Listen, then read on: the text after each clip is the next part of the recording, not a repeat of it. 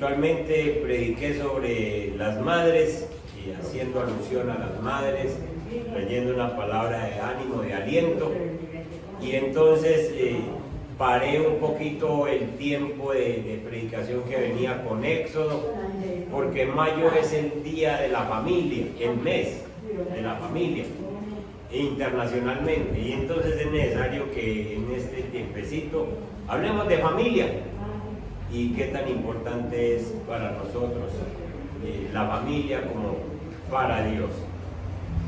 Entonces, ¿qué es una familia firme? ¿Quién me dice alguna idea de una familia firme?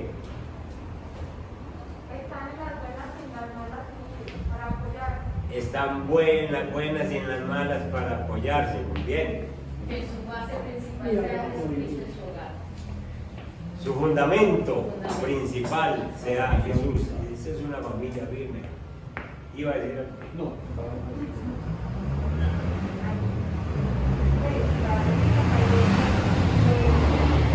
Espere que pase ese carro. En el momento en que los hijos necesitan a los padres, está primeramente Dios con ellos y uno con los hijos de así es adultos, dejarse falta la madre o el papá. Bueno, dice. Primero Muchas gracias. Dios, porque Dios es el primero. Miremos.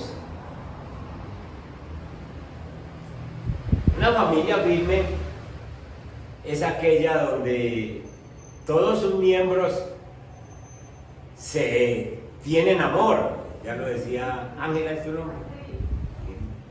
Se tienen amor y devoción unos por otros. Y no hay sustitutos, es decir, sencillamente hay amor, hay devoción. Devoción es ¿qué te falta? Devoción es ¿cómo estás, hermanito? Un hermano al otro. Devoción es no tiene la bicicleta hoy, la suya está mala, tenga la mía. Difícil encontrar una familia así. Cada miembro debe estar dispuesto a hacer lo necesario para fortalecer a su familia. Es decir, cada uno busca que la familia esté bien. Y Dios quiere que tengamos familias firmes. Dios está interesado en que tengamos familias fuertes. ¿Por qué? Porque es que ¿quién se inventó la familia? Dios. La familia no es un invento humano. La familia no es que Adán un día llegó y dijo, ole Eva, decía mi abuelo, ¿no? ¿Por qué no nos juntamos y tenemos hijos? No. Fue Dios el que dijo, dejará el hombre a su padre y a su madre, se unirá a su mujer y los dos serán una sola carne. Y les dijo, creced y multiplicaos. ¿A quién les dijo? A Adán y Eva, que no habían pecado, que eran santos, que eran limpios, que tenían la dirección de Dios. A ellos fue a quien les dijo, creced y multiplicaos. Tristemente, vino el pecado antes que los hijos. Entonces Adán y Eva pecaron antes de tener hijos. Quiere decir que cuando empezó los primeros hijos, cuando nació Caín, ya nació con pecado, porque traía la herencia de Adán. Nació Abel y también traía pecado. Lo que pasa es que Abel era un hombre más espiritual, más buscador de Dios. Y así fueron naciendo generaciones y se fueron creando generaciones, pero todos pecadores, igual que nosotros, que nacimos con pecado. Y entonces, por eso nuestra familia es disfuncional. En un devocional que hice en estos días, toqué algo de esto. La familia de nosotros es disfuncional. Disfuncional viene de difunto. Difunto es muerto. Difunto es que no funciona. Difunto es que está ahí para que hay que cremarlo o enterrarlo. Y entonces nuestra familia venía disfuncional. Pero Dios un día, Dios Padre desde el cielo, decidió que tu familia fuera funcional, como era funcional la primera familia al principio, antes del pecado. Y entonces la fórmula es que mandó a Jesús, Dios Padre mandó a Jesús para que tu familia empezara a ser funcional. Y entonces uno dice, ¿y cómo va a ser funcional mi familia? Pues porque Dios te escogió a ti. A ti, a ti, a ti y a mí. Y entonces Dios, cuando está escogiendo una persona, no está pensando en el individuo, sino que está pensando en la familia, porque Dios siempre está muy interesado en la familia, Él es el formador de las familias. El propósito de una familia es mostrar la gloria de Dios, de una familia. Un individuo solo sí muestra la gloria de Dios, pero una familia entera riega la gloria de Dios. Ustedes se imaginan visitar una familia donde hayan 4 o 5 personas y desde el mayor hasta el menor hablen de Dios, glorifiquen a Dios. Todo lo que expresen sea con relación a Dios. Que uno hable con un muchacho de 5 o 6 añitos y diga gloria a Dios, hoy pudimos desayunar. Pero que uno hable con un papá de 50 o 60 años y diga gloria a Dios, que hoy hubo provisión para mi casa. Entonces el propósito de la familia es que se glorifique a Dios. Por eso Dios está tan interesado en las familias. Y no hay familias perfectas, pero Dios ya empezó una perfección conmigo. Y entonces esto implica que yo tengo una gran responsabilidad, porque yo no soy solo en esta tierra. Entonces cuando Dios me buscó a mí, cuando Dios se presentó delante de mí, entonces está pensando en recoger a toda mi casa. Yo no puedo dejar que se pierdan los fundamentos que Dios trajo para la familia, porque si se pierden los fundamentos, dice, vayan al Salmo número 11, verso 3, alguien que me lo lea.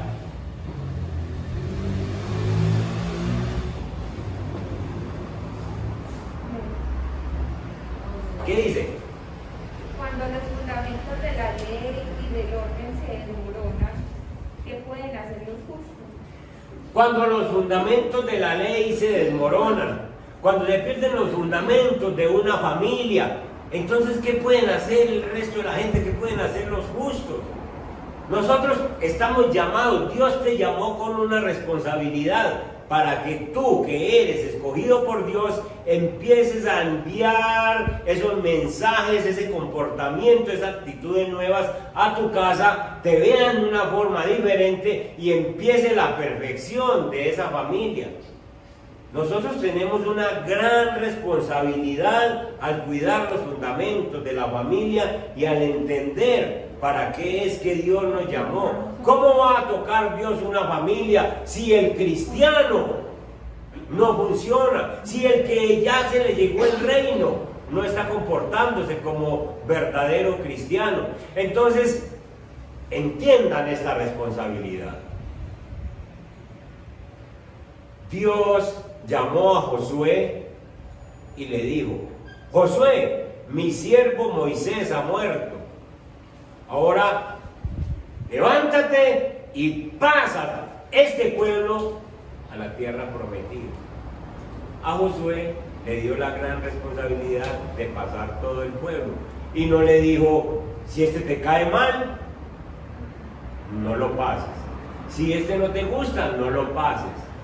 No, sino que le dijo: pasa a todo el pueblo al otro lado, a la tierra prometida. La responsabilidad de nosotros como cristianos es tener un testimonio, tener un cristianismo claro, tener un compromiso con Dios, de estar siempre de la mano de Él y ayudar a las personas que Dios nos ha puesto para que pasen al otro lado. ¿Y cuál es el otro lado para nosotros en este tiempo? Es que nosotros tenemos que llevar a esas personas al cielo. El trabajo suyo y el mío no termina con que yo recibí a Cristo, con que yo soy cristiano. Ahí no termina el trabajo, ahí es donde empieza. Porque yo recibo a Cristo, yo doy testimonio e intercedo, oro, muestro lo que Cristo ha hecho en mi vida para que los demás de mi casa, quiéralo yo o no los quiera, o se comporten mal conmigo, para que los demás de mi casa también vean que Dios los quiere pasar a esa tierra prometida. Entonces tenemos esa gran responsabilidad. Usted y yo, hermanos, tenemos que orar por esa familia. ¿Qué es que no me hablan? Ore por ellos. ¿Qué es que no me quieren ni siquiera llamar por teléfono? Ore por ellos. Que el reino de Dios venga sobre sus vidas. Porque sencillamente el que tiene el reino ahorita en este tiempo es usted. El que he llamado para hacer ese trabajo es usted. Dios formó a la familia primero que la iglesia. ¿O qué formó primero? ¿La iglesia o la familia? La familia. La iglesia la vino a formar en Hechos de los Apóstoles. Cuando Jesús vino, murió, resucitó y encargó a Pablo y a Pedro a que formaran la iglesia. Pero la familia es formada desde Génesis, desde el principio, porque Dios está interesado en la familia.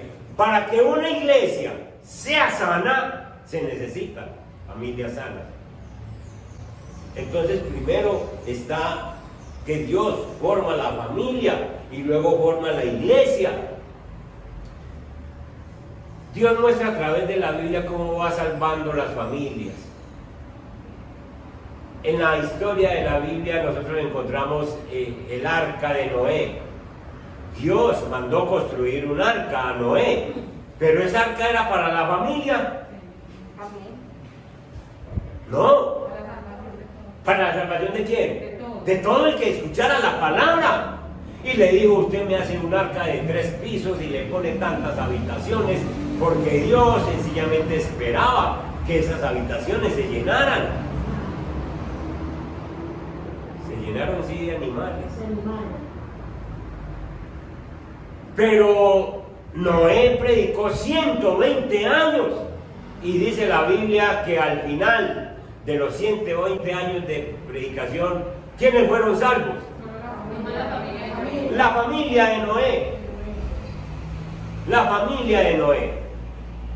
Y entonces yo les he contado que algún predicador una vez se lanzó una predicación y dijo, Noé es un predicador, el predicador fracasado de todos los tiempos, porque predica 120 años y se convierte en 7 y 8 con él. Y esa semana el hombre no pudo dormir, porque el Espíritu Santo no lo dejó dormir. Entonces ya para la próxima predicación del domingo, el hombre le preguntó al Señor, Señor, ¿y qué pasa pues que esta otra noche hoy es que usted predicó mal? No, él no es un predicador fracasado, no es el predicador más exitoso de la historia, porque salvó a toda la familia. Amén. Entonces nosotros tenemos que, en ese llamado que tenemos, nosotros tenemos que orar por esos hijos. Nosotros tenemos que mirar qué es lo que Dios quiere con estas familias. Y vuelvo y le digo, la familia suya va a ser funcional cuando usted sea funcional para Cristo. Cuando usted sea comprometido. Usted no me venga a decir ahora que es que usted es solo en su casa, que su esposo no le acompaña en la oración, que su esposa no camina con usted, que sus hijos no le copian. Usted está llamado a ser un excelente cristiano, porque usted, de la mano de Dios, como le dijo Dios a Josué, yo siempre voy a estar contigo, no te dejaré ni te desampararé. Esas palabras siguen sonando para nosotros hoy, y nosotros, así seamos cristianos solos en una casa de incrédulos, Dios está con nosotros y al fin quiere mostrarle a esas personas que nosotros tenemos la razón cuando andamos con Jesús. ¿Amén? Entonces usted no se desanime. Miren lo que nos dice la palabra en Deuteronomio capítulo 6, verso 3, versículos que nosotros hemos oído muchas veces, pero dice, siguen sonando con respecto a la familia. Oye pues, oh Israel, y cuida de ponerlos por obra, todos esos mandatos, para que te vaya bien. ¿En dónde? En la tierra que fluye leche y miel, es decir, en ese nuevo camino cristiano que empiezas. Y os multipliquéis, como te ha dicho Jehová, el Dios de tus padres. El verso 4 dice, oye Israel, Jehová nuestro Dios, Jehová, uno es, Es decir, es lo que nosotros tenemos que transmitir a la familia.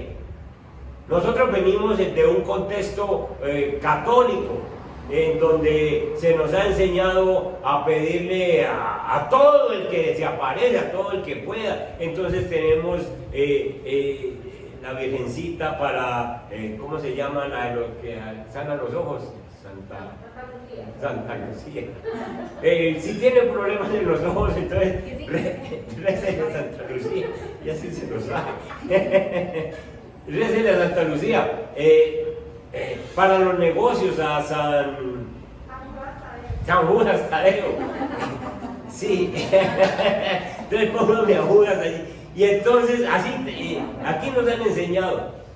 Pero el Señor dice, vos sos escogido por mí, y yo te llamé a que le muestres a las personas que hay un solo Dios, que nosotros tenemos que buscar solamente al Señor Jesús para cualquier situación que tengamos. El salmista dijo, ¿a quién tengo yo en los cielos?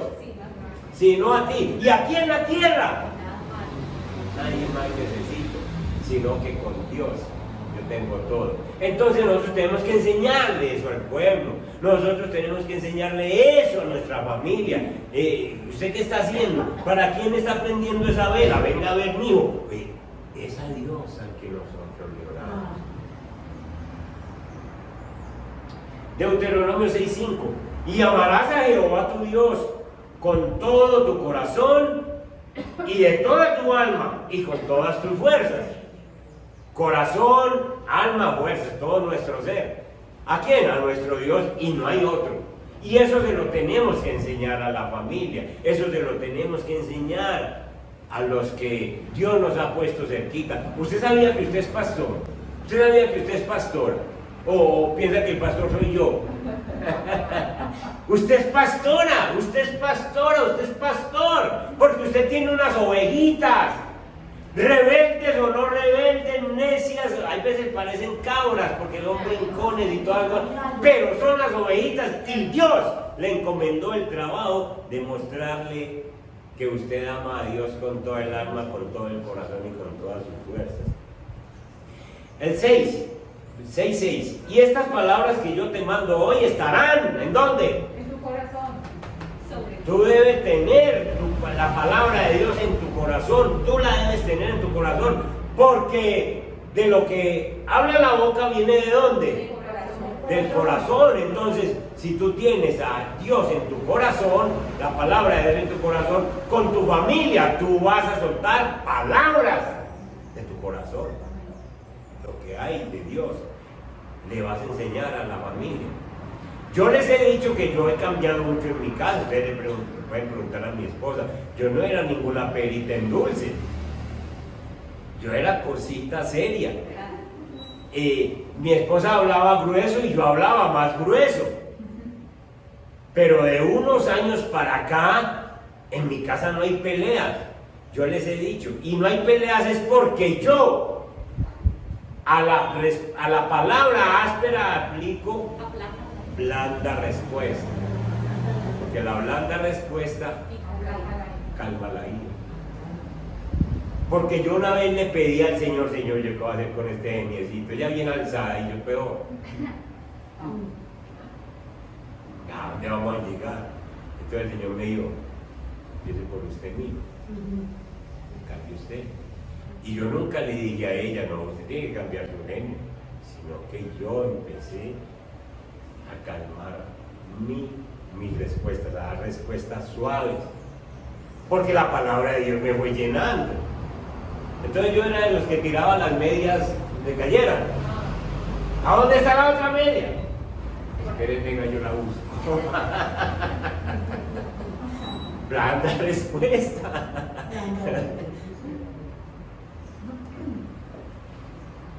Yo era de los que llegaba a la casa un domingo después de predicar y descarado, y llegaba y decía, a la cocina, a ver cómo está de trastos, y ella conmigo aquí. Y una vez llegué así, de saco y corbata. El Señor me había hablado y llegué y me quité el saco y me tiré la corbata aquí encima y empecé a lavar platos, tazas y cucharas. Me dice mi esposa, ¿y eso? Déjenme lo acabo ahora, porque el Espíritu Santo me había quebrantado. Y sí, colabore usted. Empiece usted a dar ejemplo, empiece usted a marcar la pauta. Hermanos, estas palabras que yo te mando hoy estarán sobre tu corazón. Es que si usted dice que lee Biblia, si usted dice que tiene al Señor en su corazón, entonces la palabra de Dios tiene que estar en tu corazón y en alguna parte se tiene que ver, en alguna forma se tiene que ver que la palabra sí está haciendo efecto. Los hijos lo tienen que ver, los padres, los familiares lo tienen que ver. Verso 7 dice, y las repetirás a tus hijos, familia, hermano. Las repetirás a tus hijos y hablarás de ellas estando en tu casa y andando por el camino y al acostarte y cuando te levantes.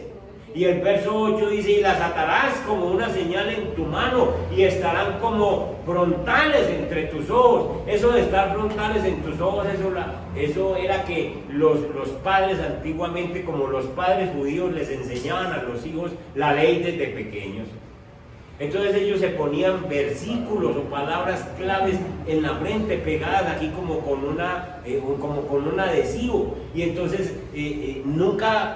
los judíos nunca trataban a los niños así de esta altura ya, sino que se bajaban a la altura de los ojos del niño.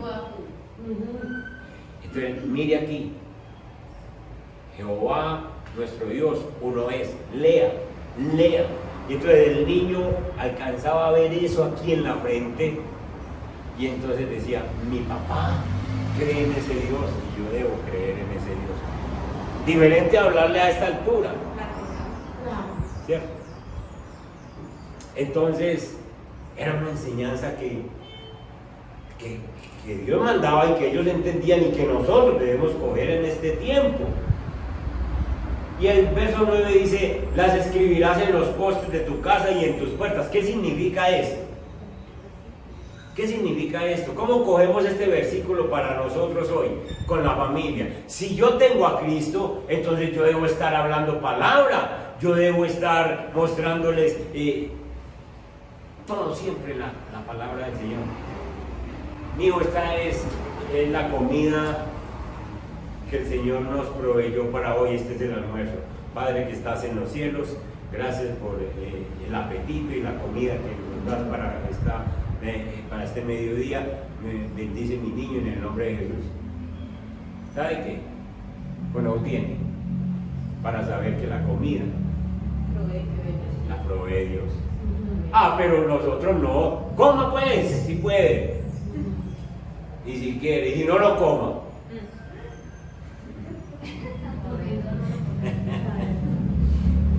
Que Dios nos perdone.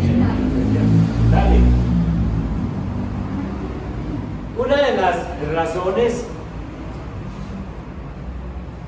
para que una familia no sea firme es que uno de los padres no está dispuesto a hacer lo necesario para fortalecer la familia.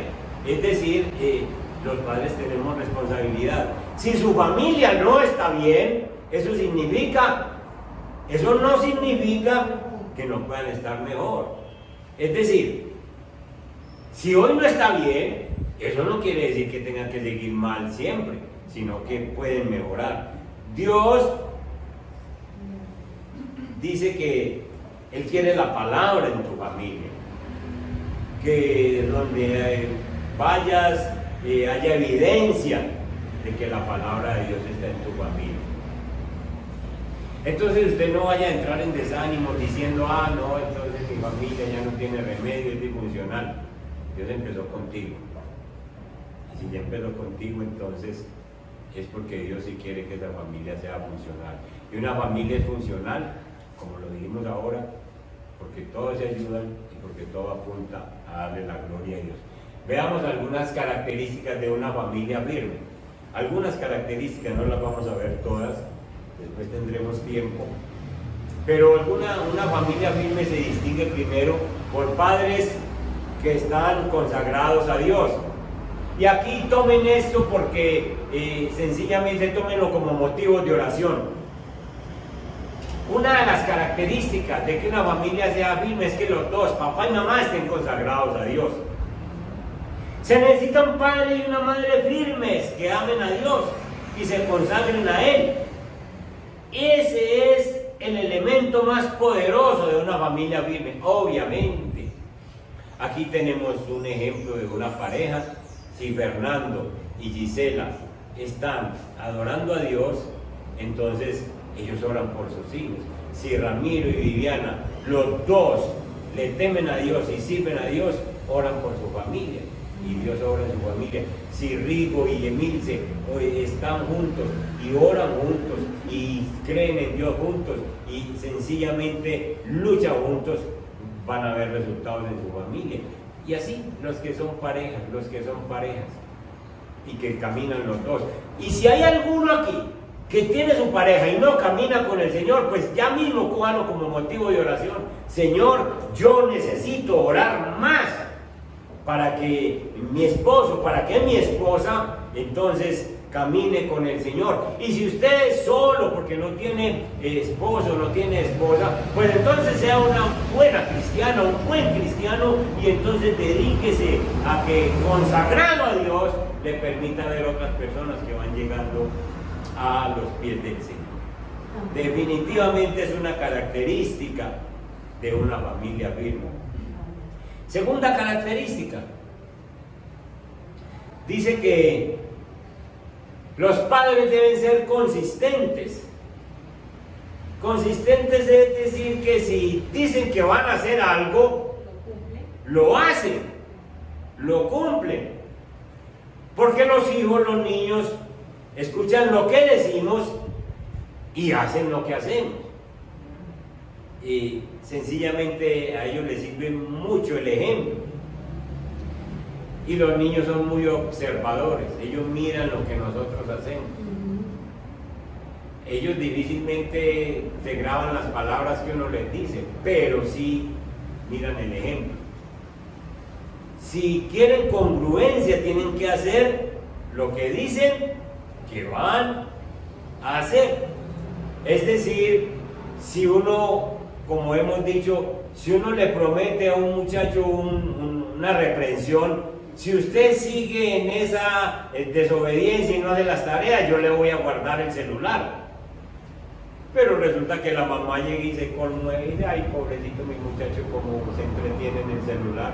No, eso es mentira, no le vamos a quitar nada. El muchachito sencillamente no le vuelve a creer a usted. Pero si usted lo coge y se lo quita y se lo guarda, y se lo guarda 2 o 3 días, él aprende. Porque usted es consistente con lo que dice. Entonces nosotros en la familia tenemos que ser consistentes. Vamos a orar, vamos a leer Biblia, y usted ore y lea Biblia con las personas de su casa. Si ellos no escuchan porque ya son mayores y no quieren, no, mi mamá es una anticuada, mi papá es un anticuado, usted lee Biblia donde ellos lo vean. Voy a leer mi Biblia, y se pone en una sillita y lee Biblia, y ellos van a entender que usted realmente está consagrado a ese Dios y que lo respeta, y ellos van a aprender tarde o temprano, aprenden. Tercera, otra característica de una familia firme: usted y yo debemos ser buenos. ¿Buenos qué? Oyentes. Porque todos queremos ser escuchados, pero tenemos que escuchar también a la familia. Negarse a escuchar a alguien es sacarlo, es excluirlo. Y lo que está expresando es que tú no eres digno de ser escuchado, o no eres importante para que yo te escuche. Entonces, usted y yo debemos ser buenos oyentes. Escuche lo que dice la familia, escuche lo que dicen los hijos, escuche lo que dice la esposa, escuche lo que dice el esposo, escuche. Sencillamente preste atención, pero en este contexto paisa donde nosotros vivimos, uno está hablando y el otro ya está respondiendo. O alegando, sí o no, sin dejarlo siquiera hablar. Ese es el contexto en que nosotros nos criamos. Que una persona habla y el otro le interrumpe y le impone su posición inmediata. Y eso pasa entre esposos, eso pasa entre padres e hijos, eso pasa entre hermanos. Y no se alcanza a escuchar, no se alcanzan a escuchar. Que Dios nos ayude porque nosotros debemos, así como escuchamos a Dios, debemos dejar que la otra persona hable, sea pequeñito, déjelo que hable, si es mayor, déjelo que hable. En mi casa, entre los hermanos, una vez llegó un sobrino que quería hacer negocio con la casa de mis hermanos, vender esa casa, y entonces él llevó un poco de argumentos, y entonces me buscó para exponerme los argumentos. Yo lo escuché por ahí una hora, porque decía, vendemos la casa, se la vendemos a una de estas firmas que construyen 5 pisos, entonces un piso para la familia, un local comercial, y me expuso cosas y yo lo escuché una hora. Y él habló y cuando terminaba una hora le dije yo, ¿cuántos hermanos somos nosotros? 11. ¿Ustedes quién? Sobrino, yo soy hijo de Claudia. Entonces, ¿y quiénes es los que tienen que ver con que hayan estos negocios? ¿Los sobrinos o los hermanos? No, son ustedes los 11 hermanos. Entonces usted no tiene vela en este entierro, hermano. Así es. Pero lo escuché una hora y se fue contento, porque yo lo escuché. ¿Cierto? Distinto yo poderle decir de una vez que entra y dice, ¿usted a qué viene, mío? Si usted es un sobrino y usted no tiene nada que ver en esto, déjenos a nosotros que tomemos decisiones. Pero sencillamente lo escuché y él no quedó enemigo mío, porque yo les puse razones claras. En un momentico, mientras él habla una hora, yo hablo 3 minutos y le digo, usted no tiene nada que hacer, usted tiene que poner 11 hermanos de acuerdo. Entonces usted no tiene influencia sobre los 11 hermanos. Escuche a la gente, que eso le está mostrando importancia. Entonces es una característica de una familia firme, que se escuchen unos a otros.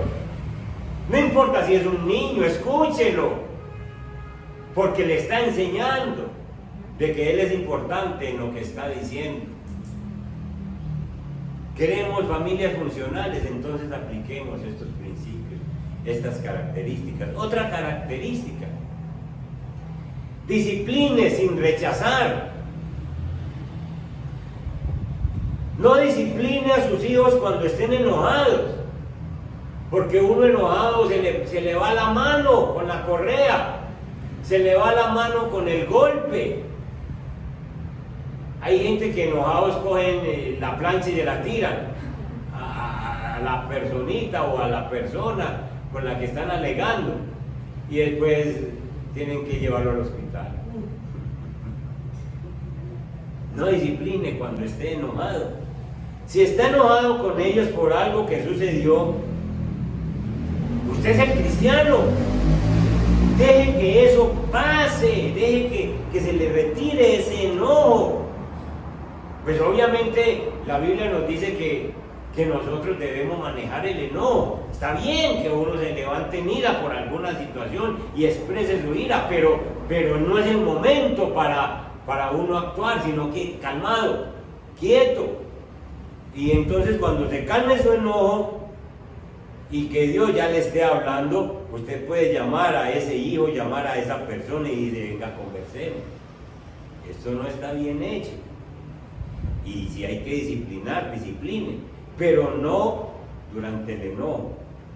Al disciplinarlos hay que explicarle qué van a hacer y el por qué se está disciplinando. Escuchen, hermanos, los entrenadores de mascotas, los que entrenan perritos, gatos, todos estos animalitos, ellos no castigan al animal después, porque el animal no tiene razonamiento. Y entonces usted llega y le dice al perro, coma que ahora le pego. El perro que va a saber que usted le va a dar una pela después, porque es que se va a acordar, el que no tiene memoria de lo que hizo. Entonces los entrenadores de mascotas cogen al animalito y le dan con el periódico cuando está haciendo la cosa que no deben hacer. Entonces el animalito va entendiendo que no es en ese lugar, que no debe hacer eso, que no debe venir en tal momento, pero se le castiga en el momento o se le disciplina en el momento, no se le guarda para otro día. En cambio a las personas sí se les puede decir, ahora hablamos. Y entonces como tiene memoria se les llama y le dice, venga niño, ¿te acuerdas que yo le dije que no hiciera tal cosa? Pero ya usted no está bravo. Ah, sí mamá, sí papá. Pues entonces hay una disciplina para usted, sencillamente porque usted desobedeció. Entonces, pídale al Señor que cuando usted esté enojado, no suelte palabras, ni acciones, ni situaciones que dañen a la otra persona. Cuando uno está enojado, de pronto responde, entonces no me vuelva a hablar. Entonces lo desconecto, lo bloqueo, entonces usted no... En un momento de no, porque no arregla esa situación entonces. Porque no arregla eso si usted es el cristiano. ¿Cuántas relaciones hemos dañado por enojos en un momento dado? No es una familia funcional, pero Dios nos está llamando a que seamos funcionales. 5. Otra característica de una familia firme: los padres que demuestren su amor cuando estamos juntos, mutuamente. Eso da mucha seguridad a los niños. Nosotros tenemos muchas familias inseguras, y eso estamos hablando. Ahora precisamente estamos haciendo un curso, Adrianita también está ahí, donde se llama Remendando el Alma. Si se dan cuenta el término, remendar el alma, es porque ¿qué? El alma está rasgada por alguna razón de la niñez, un papá que se fue y uno todavía tiene dolores. Cuando nosotros trabajamos con matrimonios, con parejas, una de las situaciones que hay que tratar es esa, de que muchas situaciones que se vivieron en la niñez se reflejan en el matrimonio. Y entonces uno encuentra situaciones que hay que arreglar. Eso de remendar el alma es precioso. Yo estoy aprendiendo ahí porque yo sé que hay que ayudar mucho a remendar el alma, y incluso la de uno que todavía tiene cosas del pasado. Entonces, muchas veces los niños se crían inseguros, porque no ven el amor entre los papás. Cuando un niño crece viendo que papá y mamá realmente se aman, se abrazan, se besan, y ella dice cuán maravilloso es él y él qué especial es ella, eso, sin que diga nada, eso le muestra una seguridad a la vida de los niños, y ellos van a crecer diciendo, yo quiero, si es un hombrecito, dice, yo quiero una esposa así como mi mamá. O si es una niña, dice, uy, yo el esposo que me encuentre, yo quiero que sea como mi papá. Si tú amas a alguien, no se lo guarde, dígaselo, sencillamente hágaselo saber. Y entonces muchas veces aquellas personas que se enojan, explotan y actúan como niños, en realidad lo que hacen es dañar la relación de la familia. 6.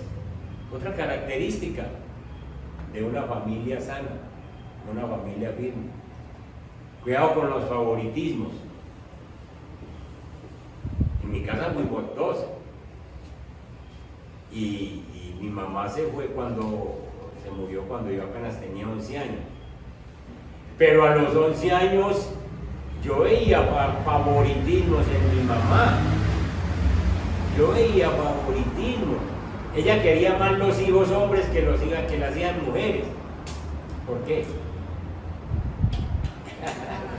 Pregúntele a ella. Pero quería más los hijos hombres, porque en Antioquia ocurre como ese machismo, esa cosa. Y entonces a nosotros los hombrecitos nos favorecía más, nos daba el huevo entero. Tengo un huevo entero para usted. Y a las muchachas.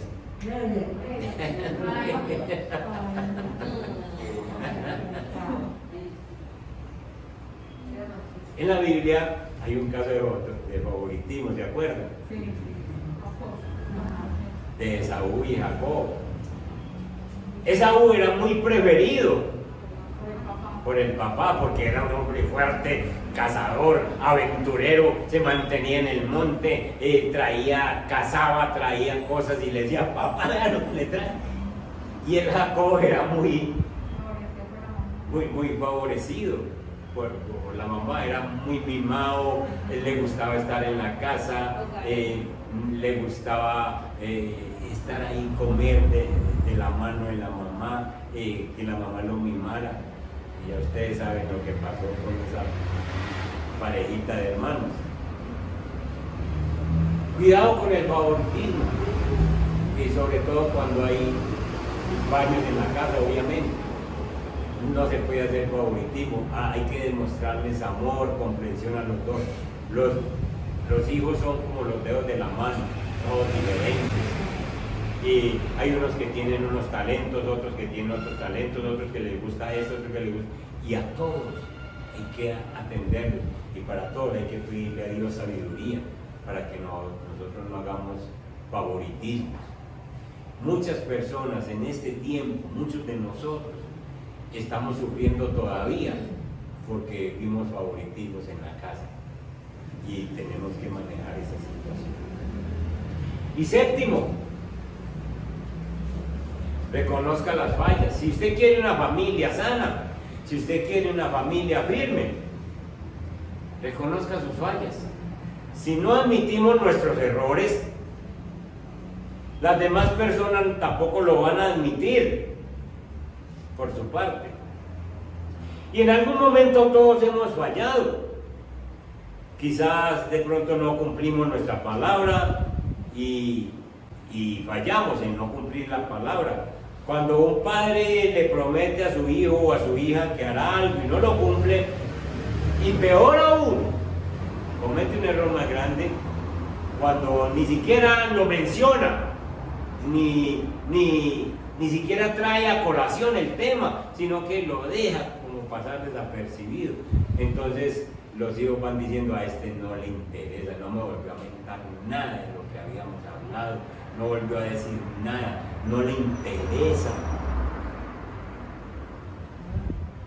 Y estamos viviendo una época donde a esta familia hay que tratarla con mano de hierro, pero con guantes de seda, es decir, que no se nos pierda.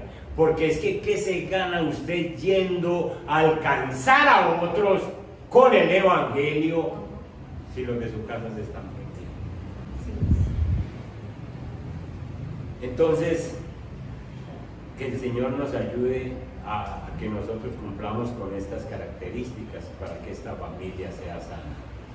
Dios le dijo a Josué, esfuérzate y sé valiente, porque tú eres el que va a pasar esta gente allá a la tierra prometida. Y a ti te está diciendo en este día, esfuérzate y sé valiente. El Señor no te está diciendo que esto es fácil, pero tú eres el encargado de pasar a la familia al otro lado. Señor, escoja otro, le podía decir usted.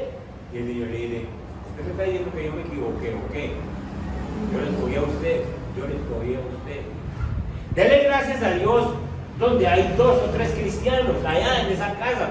Dele gracias a Dios, porque Dios ya está empezando a alargar esa bendición para que esa familia sea funcional. Dele gracias a Dios, que en mi casa, mi esposa, yo, mi hijo, tales personas conocemos la Biblia. Y si usted está solo, pues dele gracias a Dios porque ya empezó esa obra, pero comprométase como Josué, esforzado y valiente. No deje de orar por esa familia. Si le toca solo, entonces métase solo con el Señor hasta que vea la gloria de Dios, porque Dios no se equivocó con el llamado que hizo contigo. Te llamó para que pase la familia al otro lado y es una misión tuya y mía. Amén. Póngase en pie y oremos. Padre que estás en los cielos, nos acercamos a ti en esta mañana, Señor. Qué bueno este mes de mayo, que en medio de todas estas situaciones nos permites ver el valor que tú le das a la familia, Señor. Hace 8 días nos hablaste de las madres, esa gran misión que tú les has dado. Señor, Padre Santo, gracias por esa situación tan especial que les da de ayudar desde el vientre, Señor, a crear hijos. Pero gracias, Señor, bendito Dios, por cada uno de nosotros, porque no hay hombre ni mujer que puedan decir yo soy solo, yo aparecí solo en esta tierra. Nosotros tenemos una familia, Señor. Y ahora entendemos que por el pecado la familia dejó de ser funcional. Funcional es que podía vivir en armonía, podían vivir en paz, podían ayudarse unos a otros, podían todos darte la gloria y la honra. Señor, ¿cómo será llegar a una casa donde hay toda una familia de cristianos? ¿Cómo será llegar a ese lugar donde se habla la palabra tuya, donde se te da gloria, donde se te mienta a ti por toda parte, donde se maneja adecuadamente el televisor, el celular, todo, Señor, bendito Dios, pensando en ti? ¿Cómo será una familia de esas, Señor? Padre, tú definitivamente estás interesado en las familias, porque la Biblia empieza con una pareja, Adán y Eva, y el Apocalipsis termina con una pareja, Jesucristo y la iglesia. ¿Cómo será de importante la familia, Señor? A nosotros nos has llamado entonces, en este tiempo, somos nosotros los Josués de esta época, para que pasemos el pueblo, para que pasemos la familia al otro lado, Señor. Padre Santo, es hora de pedirte perdón, porque has confiado en nosotros, nos has confiado tu palabra, has empezado a trabajar en nosotros, y nosotros somos tan lentos para caminar, tan lentos para obedecer, tan lentos para cumplir con tus preceptos, que qué esperanzas tiene nuestra familia entonces de pasar al otro lado, si nos has comisionado a nosotros para dar este trabajo y ni nosotros mismos somos capaces de cumplir con lo nuestro, Señor. Padre, ayúdanos a que avancemos en mostrar el cristianismo, a que avancemos en orar, a que avancemos en obedecer, a que avancemos en comprender tu palabra. Señor, quita todos esos afanes que tenemos. Nosotros le dedicamos tiempo a todo, a lo que necesite el día le dedicamos tiempo, y de pronto, si nos sobra algún ratico, leemos Biblia o hacemos una oración. Señor, perdona esas oraciones que hemos hecho de afán, porque decimos, ay, tengo que orar ya porque no tengo tiempo, porque ya me cogió el sueño, o si es por la mañana, porque ya me tengo que ir a trabajar. Señor, pues enséñanos a madrugar más, enséñanos a quitarle una hora al sueño o lo que sea, pero que definitivamente te tengamos a ti en ese puesto de importancia. Perdónanos, Señor, porque por culpa de nosotros, que somos los comisionados para bendecir la familia, Señor, es que la familia de pronto está tan retrasada. Josué no se demoró en cumplir. Josué dijo, bueno, prepárense, santifíquense, límpiense, porque mañana nos pararemos en la orilla del Jordán para pasar al otro lado. Señor, y así fue. Josué pasó todo el pueblo sin dejar a nadie al otro lado.